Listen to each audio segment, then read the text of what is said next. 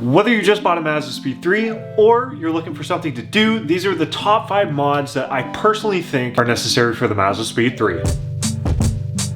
Today I'm going to be hooking you guys up with the top 5 mods for this platform, in my personal opinion. I've owned 4 of these cars and also modified a bunch of Mazda 3s, so these top 5 mods for me are based on pretty much the best bang for your buck, but also the most smiles for your buck. Now this is not to be confused with a mod path for these cars, but I will make one of those in the future because it is important on what path you go down when modifying these cars. And before we get started, I sell some killer MazdaSpeed 3 merch, and I also just dropped this new front and rear window banner collection at my merch store, scaledsupply.com. I'll leave it down in the description for you guys to check out. And if you guys are looking to follow a start to finish MazdaSpeed 3 build, make sure to hit that subscribe button. So the first mod we're going to go over is actually already in the car.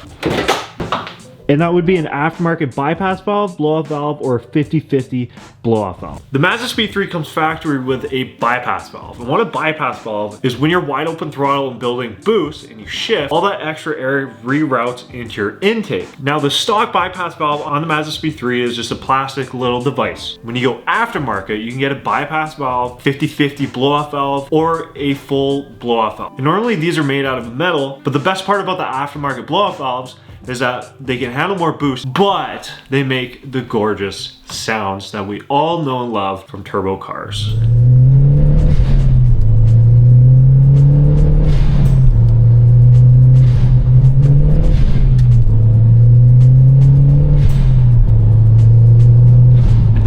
Part about an aftermarket blow-off valve, bypass valve, whatever you put on your MazdaSpeed 3 is you don't need to tune it. These can be slapped right on. They're not tuned for. Take the old one off, put the new one off, and enjoy the sounds. A 50-50 blow-off valve gives you the best of both worlds. It blows air out, giving you that very loud sound that we all know and love, but also reroutes some leftover air through your intake so you don't run rich between shifts. Hands down, one of my most smiley per price modifications on the MazdaSpeed 3, and recommend that's one of the first things that you do. Number 2 on our list, 3-inch or aftermarket downpipe. This right here is a 3-inch aftermarket catted downpipe.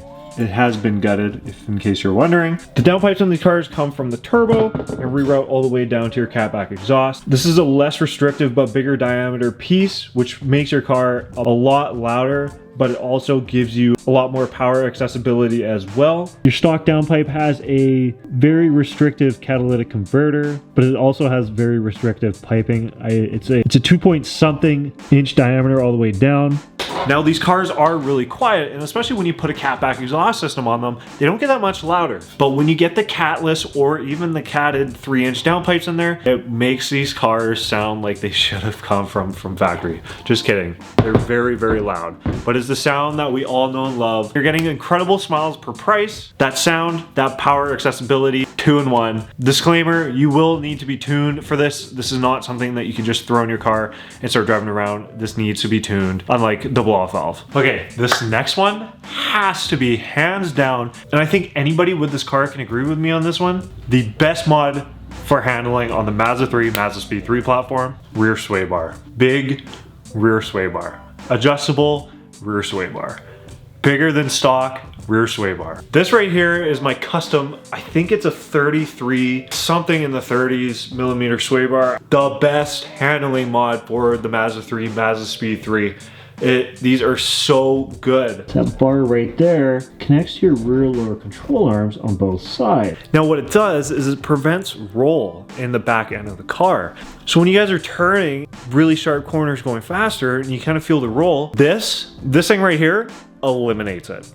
Gone. People will look past this mod because, you know what, you can't see it, it doesn't make any loud noises, it doesn't, you know, make your car lower, but it makes it handle the best it ever will. Don't sleep on a rear sway bar upgrade. These are incredibly important for these cars, and I can't wait to put this one in my Speed 3. So our 4th mod here is actually inside the car. Again, I think another underrated mod, and people kind of look elsewhere before doing this, short shifter. Not only does it cut your shifting in like more than half, but you can get adjustable ones, and it also makes the gear engagement so much nicer. Now, I don't have one in this car right now, but I'm gonna be so excited when I do, because right now This just feels long and kind of soft, and it's not really engaging. But when I put the short throw in there, an incredible bang for your buck. Again, not something that is loud, makes your car louder or anything, but the smiles per price is there. Shifting your car constantly, this is something that you shouldn't overlook, and you should definitely do this on your MazdaSpeed 3, one of the first things that you do at least.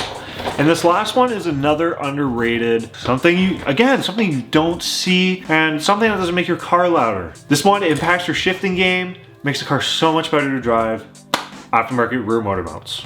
Underrated, looked upon, don't pass up on them. Your MazdaSpeed 3 has 3 motor mounts. Your transmission motor mount, your passenger motor mount, and all the way in the back underneath the car is your rear motor mount, otherwise known as the RMM. This right here is an aftermarket rear motor mount. There's a bushing in the center that is surrounded by a very, very thick metal, but this bushing is a lot tougher than your OEM one that's currently in the car. The OEM one is meant to prevent vibrations, but at the cost of preventing vibrations, your motor will slack and there's just a lot of movement. So when you're shifting or doing a pull, you're introducing wheel hop, but when you're shifting, it also makes it a lot more of a struggle. Now a rear motor mount, what does this do? Harder bushing creates vibration. Now that's actually not a negative. Depending on how hard of a bushing that you get, in my personal opinion and my first thoughts ever doing on a rear motor mount was I feel more connected to the car. Sure, it introduces fun vibrations, but it also feels like you're physically connected to your car and you're understanding almost what the motor's doing. It's a really hard experience. They don't vibrate like crazy. You can get street bushings that just vibrate a little bit, but it's gonna make your shifting and your driving experience so much better. The OEM mounts on these cars are worn out. I'm sure yours are all blown. Underrated. Definitely a go-to. Look at what one you need and get that done. So out of those 5 mods today, which one was your favorite? Put down in the comments below. I can't pick a first one to do because they're all so equally good.